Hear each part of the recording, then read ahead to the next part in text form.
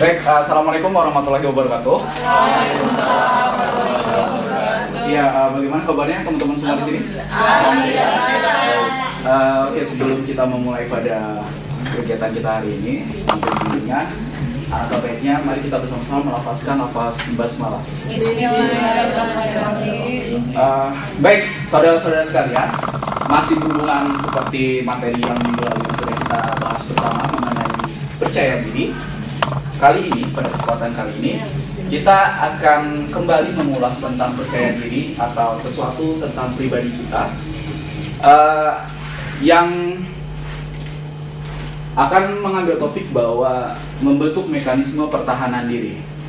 Nah, saudara-saudara sekalian, sebelum Bapak masuk ke dalam materi tersebut, Bapak ingin menanyakan kepada saudara-saudara, ada yang sudah pernah mendengar atau mengetahui mengenai mekanisme pertahanan diri?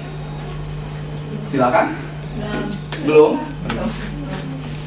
Mungkin sesuatu kata yang sering saudara-saudara dengar bahwa gua tuh orangnya keras, gua tuh orangnya lembut, gua tuh orangnya apa gitu. Nah, kata-kata yang seperti itu adalah salah satu bentuk dari pertahanan diri pada saudara-saudara masing-masing.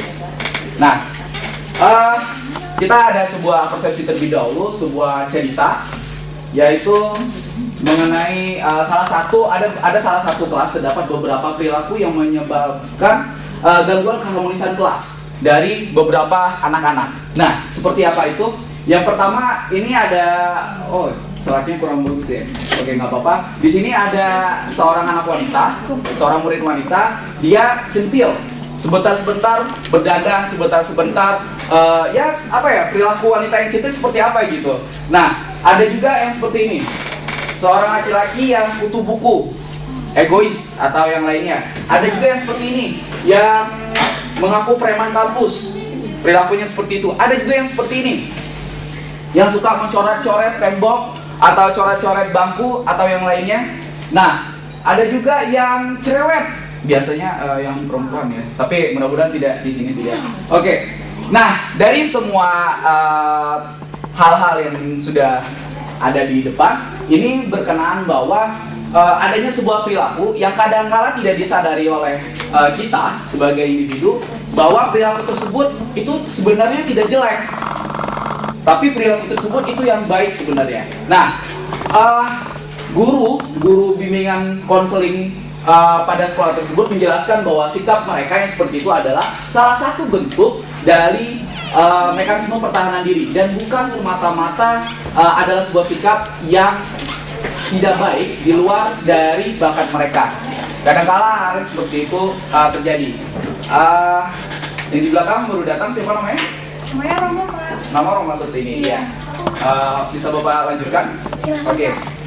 Nah, ternyata 8 tahun kemudian kata-kata konselor tersebut atau Pak Budi itu terbukti karena ada sebuah perkembangan dari perilaku yang mereka sudah lakukan pada waktu SMA-nya. Seperti yang tadi centil, sekarang dia menjadi fotografer ataupun pragawati yang sangat baik. Ada juga yang tadi yang kutu buku, sekarang menjadi peneliti yang andal dan bekerja di LIPI. Ada juga yang seperti ini, preman kampus yang menjadi cara berani dan sekarang itu menjadi tentara dan masuk ke dalam tim keamanan PBB. Ada juga yang seperti ini, yang suka mencoret-coret tembok tadi sekarang menjadi yang menjadi seorang arsitektur di dalam kota ataupun di luar negeri yang lainnya. Ada juga yang tadi yang cerewet, ya, sekarang menjadi reporter, komentator populer di setiap siswanya atau di luar siswanya di bulletin-bulletin yang lainnya. Nah, eksplorasinya yaitu apa yang dinamakan dengan mekanisme pertahanan diri yang tadi saya sudah Bapak tanyakan mengenai hal tersebut. Nah, di sini ada beberapa mekanisme pertahanan diri yang berhubungan dengan penyesuaian diri. Penyesuaian diri, lalu yang kedua mengenai kecemasan, yang ketiga meningkatkan penderitaan, yang keempat adanya sebuah rasa kegagalan, dan yang terakhir menjaga harga diri. Hal-hal ini yang sering saudara-saudara sekalian kurang memahami ataupun tidak sadar. Tapi hal yang seperti itu wajar karena setiap orang pernah mengalaminya. Nah, tapi pada pengertiannya,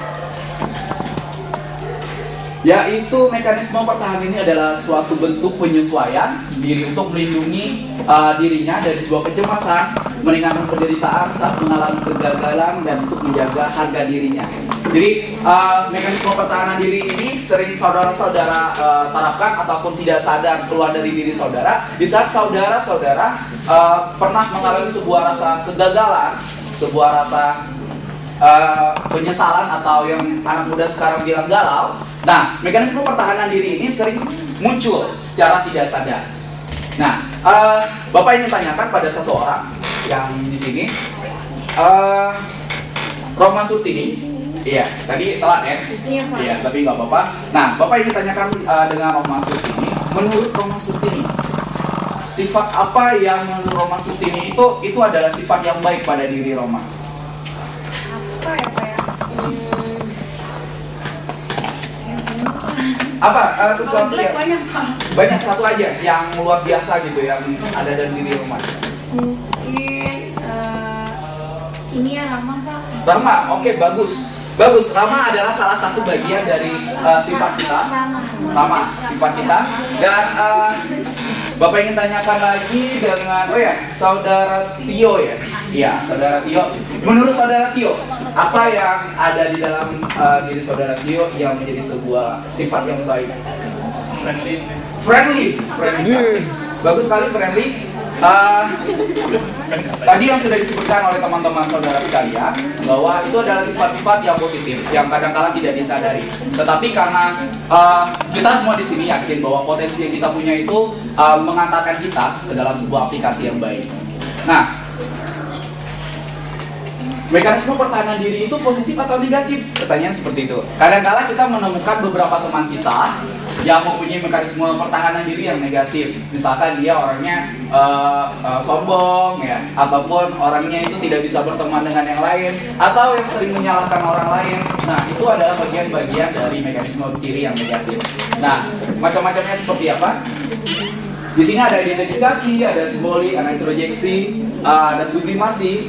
Nah, di sini ada pengertiannya. Identifikasi yaitu meniru figur yang diodalakan secara berlebihan, dan injeksi mengikuti norma-norma sehingga diterima oleh masyarakat luas. Ada dispensasi, menonjolkan kelebihannya untuk menutupi kelemahannya. Personalisasi, mencari alasan yang seakan-akan rasional yang benarkan tingkah lakunya sehingga harga dirinya terangkat. Di sini ada sosialisasi, melakukan kegiatan-kegiatan tertentu sebagai simbol dalam mengganti suatu keadaan yang sebenarnya. Ada sublimasi, menyalurkan tujuan atau keinginan yang tidak tercapai, dan yang lainnya. Ini adalah bagian dari mekanisme diri yang positif. Lalu yang negatif di sini ada regresi, ada proyeksi, reaction, formation, ada endoing, displacement, denial, fiksasi, dan disosiasi dan konversi. Nah, kembali Bapak ingin tanyakan kepada Syifa Fauzia. Iya, menurut Syifa Fauzia, sebuah sifat yang menurut Syifa Fauzia itu negatif dalam diri Syifa itu apa? Satu aja yang paling negatif. Terkadang pesimis. Oke, bagus. Ziyadatul, satu sifat yang menurut Ziyadatul itu sangat negatif sekali gitu. Cerewet, oke, cerewet. Nah, yang tadi sudah dikatakan oleh teman-teman saudara-saudara sekalian, itu adalah salah satu bagian dari mekanisme diri yang negatif, tapi itu belum tentu juga negatif.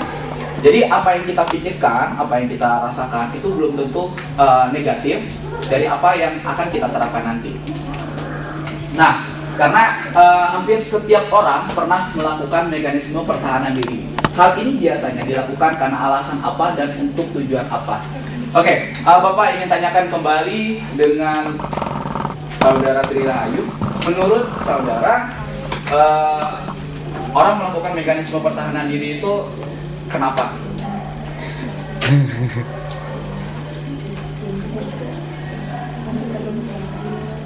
Oke. Bingung. Oke, nggak apa-apa. Yulis ada ya nih. Menurut saudara Yulis, kenapa orang sering melakukan mekanisme pertahanan diri? Gak mau disalahin. Gak mau disalahin. Oke. Tadi yang sudah diungkapkan oleh teman-teman semua itu benar sekali. Kadang-kala orang melakukan mekanisme pertahanan diri, ada yang tidak mau disalahkan atau yang lainnya. Keputusannya ada di tangan Anda. Sekarang Bapak ingin kita bergesteria di sini seperti minggu-minggu yang lalu. Bapak ingin teman-teman di sini sekarang menutup matanya. 1, 2, 3, sekarang menutup matanya. Menutup matanya semua. Menutup matanya, silakan. Oke. Sekarang kita teriakan bersama-sama, ya. Kita teriakan bersama-sama. Aku adalah pribadi yang positif, ya. Kita teriakan bersama-sama. 1, 2, 3. Aku adalah pribadi yang positif. Sekali lagi, yang lebih kencang. Aku adalah pribadi yang positif. Oke, Bapak ingin sekali lagi. Aku adalah pribadi yang positif. Barang. Aku adalah pribadi yang positif. Oke, tepuk tangan dulu, Bun. Hei.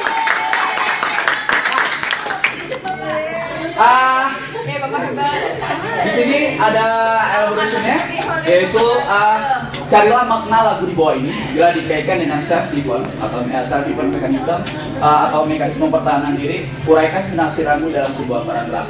Nah, kita sudah masuk dalam tugas. Jadi di sini saudara-saudara sekalian, Bapak akan memberikan sebuah tugas atau lomba respon. Di sini cermati baik-baik dari lirik lagu yang akan Bapak sampaikan, yang akan Bapak putar nanti adalah lirik lagu Topeng. Oh ya, nggak kelihatan ya? Oke, suci nggak apa-apa. Nah, ini adalah lirik lagu Topeng, tahu semua?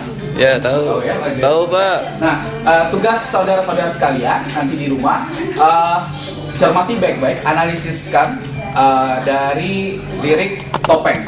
Ya, di sini mana lirik yang menggambarkan mekanisme pertahanan diri? Oke, mekanisme pertahanan diri. Sampai di sini ada yang ingin ditanyakan? Sampai di sini ada yang ingin ditanyakan? Oh ya, silakan. Sampai di sini ada yang ingin ditanyakan? Bapak jadi grogi. Bapak jadi grogi, Pak. Ada yang ingin ditanyakan? Enggak ada? Oke. Sebelum Bapak menutup pertemuan kita pada kali ini, kembali Bapak mengingatkan kepada saudara-saudara seperti yang sering kita bahas kemarin bahwa di dalam diri kita ada sebuah potensi yang kadang-kala kita tidak sadari. Potensi-potensi tersebut yang tidak kita sadari kadang-kala itu yang menjadi sebuah potensi yang luar biasa. Oleh karena itu, mari kita bersama-sama dari sekarang kita tumbuhkan mekanisme pertahanan diri kita yang positif dan akhirnya kita akan menjadi pribadi yang positif lagi. Oke, sebelum kita mengakhiri pertemuan kita pada hari ini bersama-sama, mari kita mengucapkan lafaz alhamdulillah. Alhamdulillahirabbil alamin. Oke, Bapak ucapkan terima kasih dan akhiri. Assalamualaikum warahmatullahi wabarakatuh.